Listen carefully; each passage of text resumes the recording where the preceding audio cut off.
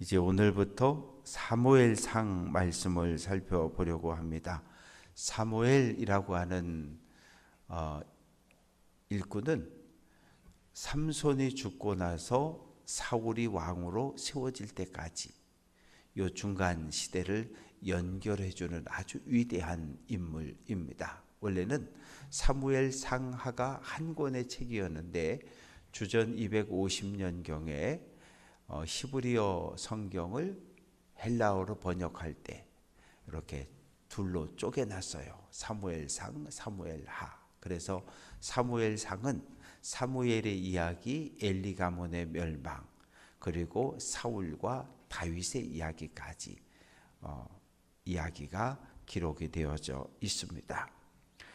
1절부터 2절 말씀까지에는 에브라임 산지, 에브라임이라고 하는 것은 유다 지파 위쪽에 자리를 잡았는데 요셉의 두 아들 가운데 하나였던 에브라임 장자 지파입니다. 북이스라엘을 대표하는 아주 큰 땅을 가지고 있는 에브라임 지파 라마 다임소빔에 엘가나라고 하는 사람이 살고 있었어요. 그런데 4대조, 3대조, 2대조 이렇게 조상들의 이름이 쭉 쓰여져 있는 걸로 봐선 아주 명문 가문이었습니다. 그런데 엘가나라고 하는 사람은 레위 사람으로 알려져 있습니다. 그런데 레위 사람들은 보통 두 개의 지파를 갖는 거죠. 레위 지파가 원래 내 지파고, 그리고 에브라임 산지에 살면 에브라임 지파로 소개되기도 하고, 베냐민 지파에 살면 베냐민 지파로 소개되어지기도 하고, 그래서 레위 지파 사람들만이 이중 지파를 가지고 있어요. 그런데 이 사람이 한나와 결혼했는데 한나가 1년 지나고 2년 지나도 애가 들어서지 않으니까 처벌드렸던 거예요. 그런데 그것이 그 당시에 관습이었어요. 왜냐하면 결혼의 약속은 아들을 낳아줘서 가문을 이어간다는 약속이거든요. 그래서 2년 안에 아들, 딸을 낳지 못할 경우에 여종을 이렇게 들여놓든지 아니면 이렇게 첩을 얻든지 해가지고 후손을 번성해 가는 것이 그 당시 문화였습니다. 그래서 3절, 그런데 문제는 한나는 자식이 없고 분나는 아들, 딸이 태어나니까 여기에 갈등이 생겨나기 시작합니다. 3절 말씀 보면 매년 실로로 올라가서 하나님께 예배하는데 엘리가 대제사장이고 홈리와 비느하스 두 아들이 제사장으로 일하고 있을 시대입니다. 제사가 끝났어요. 제사장의 몫이 있습니다. 제사장의 몫은 그 가슴 부위하고 오른쪽 뒷다리는 제사장의 몫으로 돌려주고 화목제를 드리고 나면 나머지는 가족들에게 나누어 주는 거예요. 그러면 엘가나가 분인나와 그 자녀들에게 고기를 나눠주고, 그리고 한나에게는 갑절을 주는 거예요. 그런데 한나의 마음은 행복하지가 않아요. 5절 말씀 보면 사랑하기 때문에 갑절을 주는데 5절 끝부분에 보면 그러나 여호와께서 그에게 임신하지 못하게 하셨다. 하나님께서 태를 막아버리셨어요. 태를 닫아 놓으니까 임신이 안 되는 거예요. 임신이 안 되면 그 당시에 임신을 못하고 아기를 낳지 못하는 사람들은 얼굴을 들지 못하고 다녔어요. 왜? 하나님께 벌을 받아서 태가 닫혀서 아기가 들어서지 않는다고 그렇게 생각을 했거든요. 또 어떤 일이 벌어집니까? 가족 사이에 갈등이 생겨지는 거죠. 분이나는 한나를 볼 때마다 비웃고 조롱하는 거예요. 저 애기도 못 가는 여자라고. 그리고 하나님의 복을 받지 못한 참 지질이 공상이라고 그렇게 맨날 손가락질하고 비난하고 조롱하니까 그걸 견뎌내기가 힘든 거예요. 한두 번도 아니고 얼굴 마주칠 때마다 그리고 비웃고 조롱하고 견딜 수가 없는 거예요. 그래서 7절 말씀 보면 매년 한나가 여호와의 집에 올라갈 때마다 1년에 한 차례씩 실로엔 뭐가 있었냐 하면 언약궤가 모셔져 있었기 때문에 48개 성소 가운데 이 실로가 중앙 성소가 되는 거예요. 중앙 성소가 되어서 여기 올라가서 하나님 앞에 예배하러 올라가는데 올라갈 때마다 한나 온 가족이 함께 올라가니까 분이나가 오죽 약을 올리겠어요. 아들 딸 데리고 가면서 이 한나를 조롱하고 비웃고, 그러니까 우는 거죠. 할 수 있는 건 우는 것밖에 없어요. 그러니까 엘가나가 8절 말씀 보면 어찌하여 울고 어찌하여 먹지 아니하고 어찌하여 그대의 마음이 슬프냐, 따독따독거리며 위로하는 거예요. 내가 당신에게는 10 아들보다 낫지 않냐, 내가 있지 않냐, 내가 사랑하면 되지 않냐. 그런데 그게 전혀 위로가 되지 않습니다. 이제 9절부터 18절까지 말씀 속에 한나의 서원 기도가 나와요. 9절 말씀 보면 실로에서 먹고 마신 후에 한나가 일어나서 성소 앞으로 나아갑니다. 제사장 엘리는 여호와의 전 문설주 곁 의자에 앉아 있더라. 이 말의 의미는 우리 예배당으로 이야기하면 저쪽 뒤쪽 들어오는 문설주, 이 기둥 있는 그쪽에 의자를 놓고 앉아 있더란 얘기죠. 그러면 한나의 자리는 어디입니까? 여자는 성소 안으로 들어올 수 없잖아요. 그러니까 성소 밖뜰에, 가장 가까운 뜰에 거기 앉아서 기도를 한 거예요. 이미 한나는 여러 시간 동안 울면서 기도하고 있었던 거예요. 그런데 엘리가 늦지막히 와가지고 의자에 앉아서 가만히 보니까 한 여자가 뭘 이렇게 자꾸 입술은 오물오물오물오물 웅얼웅얼 하는 것 같은데 아무래도 저게 술주정하는 것 같은 거예요. 한나는 이제 힘이 빠져서 기도할 힘이 없어서 입술만 움직이면서 하나님 도와달라고 기도하고 있는데 엘리가 볼 땐 저 여자가 술이 취해서 술주정하는 것 같은 거예요. 그런데 한나는 이미 뭐라고 11절에 소원을 하냐 하면 하나님, 나의 고통을 좀 기억해 달라는 거예요. 내 아픈 마음을 좀 살펴주시고 하나님, 나를 불쌍히 여겨서 은혜를 베풀어 주셔서 아들을 주기만 하면 평생을 하나님의 일꾼으로 나시린으로 드리겠다는 거예요. 이것이 한나의 서원 기도입니다. 아들을 주시라는 거예요. 주기만 하면 하나님께 되돌려 드린다는 거예요. 그런데 엘리는 취한 줄로 생각하고 14절에서 뭐라 그러냐면 이 여자야, 정신 좀 차리라고. 언제까지 그렇게 술에 취해서 생활하겠냐고. 당장 포도주 끊으라고, 독주 끊으라고. 그러니까 한나가 얼마나 억울해요. 제사장님, 저는 지금 포도주에 취하거나 이게 독주에 취한 게 아니라 내 마음이 너무 아파서 하나님 앞에 내 마음속에 있는 모든 고통을 쏟아낸 것뿐입니다. 기도라고 하는 것은 내 마음속에 있는 아픔을 그냥 하나님 앞에 토해내는 거예요. 사람이 슬프면 울잖아요. 마음속에 있는 모든 걸 드러내서, 감정을 드러내서 울잖아요. 이게 뭐 토해내는 거예요. 마음속에 있는 모든 답답함을 다 토해내는 것, 드러내는 것, 이것이 가장 진솔한 기도인 거예요. 사람이 기쁜데 눈물이 나옵니까? 기쁘면 춤추잖아요. 찬양하잖아요. 웃음으로, 찬양으로 하나님 앞에 내 마음을 다 토해내는 것, 그것을 성경은 진실한 기도라고 이야기해요. 그러면서 16절에 여종을 악한 여자로 여기지 마옵소서. 나는 내 마음이 너무 억울하고 원통하고 속이 상해서 견딜 수 없어서 내가 쏟아낸 것뿐입니다. 그렇게 얘기를 하니까 엘리 제사장이 미안하잖아요. 그러니까 17절에서 평안히 가라. 이스라엘의 하나님이 내가 기도하여 구한 것을 허락하기를 원한다. 여자야, 내가 기도한 모든 것 하나님께서 은혜 베풀어 주셔서 응답받기를 원한다. 그 축복의 말을 한나는 아멘으로 받는 거예요. 18절, 당신의 여종이 당신께 은혜 입기를 원하나이다. 제사장님 참 감사해요. 당신의 축복의 기도가 나에게 그대로 이루어질 줄로 믿고 나는 가겠습니다. 그리고 벌떡 일어나가지고 가서 이제 음식을 먹는 거예요.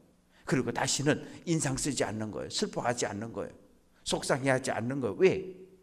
제사장의 축복, 하나님의 은혜가 내가 기도한 모든 것이 하나님의 은혜가 임해서 응답받기를 원한다가 아멘 했으니까 이루어질 줄로 믿고 확신을 가지고 가서 다시는 울지 않는 거예요. 왜?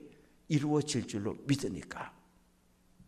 이제 19절 말씀을 보게 되면 아침에 일찍이 일어나서 하나님 앞에 예배하고 라마에 갔어요. 19절 끝부분에 보면 엘가나가 그의 아내 한나와 동침함에 여호와께서 그를 생각하신지라. 그래서 어떻게 했어요? 태가 열렸고 사무엘이 임신되어지고 달이 차고 나서 사무엘이 태어나게 됩니다. 그래서 이 기도한 것에 응답이 되어진 거잖아요. 그래서 샤무엘 샤다 듣다는 거예요. 듣다. 하나님이 내 기도를 들어주셨다는 거예요. 그러니까 한나가 사무엘아 이름을 부를 때마다 무슨 생각을 하는 거예요? 내가 하나님께 기도했더니 하나님께서 내 기도를 들어주셨다. 그래서 이 아이가 태어났다는 거예요. 사무엘아 하나님께서 내 기도를 들어주셨고 기도의 응답으로 이 아이를 주셨다는 거예요. 사무엘의 이름을 부를 때마다 사무엘을 바라볼 때마다 너무너무 감사하고 마음이 벅차서 하나님께 감사와 찬양과 영광을 다 올려드리는 삶을 매일매일 그렇게 행복한 삶을 사는 거예요. 사무엘아 하나님 내 기도 들어주셔서 감사해요. 기도의 응답으로 이 아들 주셔서 감사해요. 슬픔이 사라졌어요. 화를 낼 일도 없어요. 속이 상할 일도 없어요. 그런데 21절 그 사람 엘가나와 그의 온 집이 여호와께 매년제와 소원제를 드리러 올라갈 때 또 이제 1년이 지나서 또 실로에 이제 예배하러 가야 되는데 한나는 안 가겠다는 거예요. 한나가 뭐라고 이야기하냐면 남편에게 이 아이가 젖될 때까지는 올라가지 않겠습니다. 그 당시 유대 이스라엘 문화를 보면 보통 3살에서 4살 정도까지 젖을 먹었다 그래요. 그러니까 최대 한 4살 될 때까지 한 4년 정도 실로에 올라가지 않은 거예요. 그동안 사무엘을 잘 양육한 거예요. 그랬더니 남편이 뭐라고 이야기하냐 하면 23절 엘가나에게 이르되 그대의 소견에 좋은 대로 하여 그를 젖되기까지 기다리라. 오직 여호와께서 그의 말씀대로 이루시기를 원하노라. 남편은 아내가 하나님께 소원했어요? 소원한 걸 알았어요? 그러면 안 돼. 그럴 수 있어요. 어렵게 태어난 이 사무엘을 왜 하나님께 바쳐? 안 돼. 그럴 수 있어요. 그러나 이 엘가나는 그렇게 하지 않았어요. 아내가 하나님께 소원하고 소원의 응답으로 사무엘이 태어난 것을 알았기 때문에 아내를 존중하고 아내의 인격과 믿음을 존중해서 아내의 소원을 나의 소원으로 받아들이는 거예요.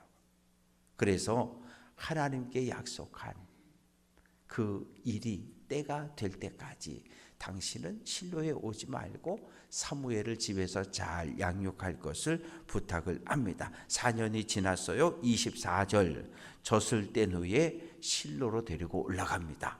그런데 재물이 어마어마해요. 숫소 3마리, 밀가루 1에바, 그리고 포도주 1가죽 부대. 이 소 1마리도 어마어마한 건데 지금 소 3마리.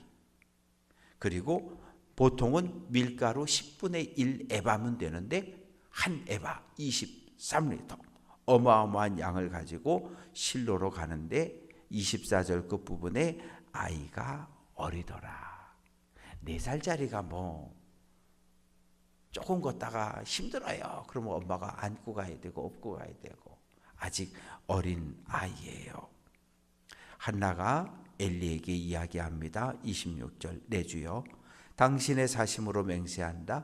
나는 여기서 내 주 당신 곁에 서서 여호와께 기도하던 여자다.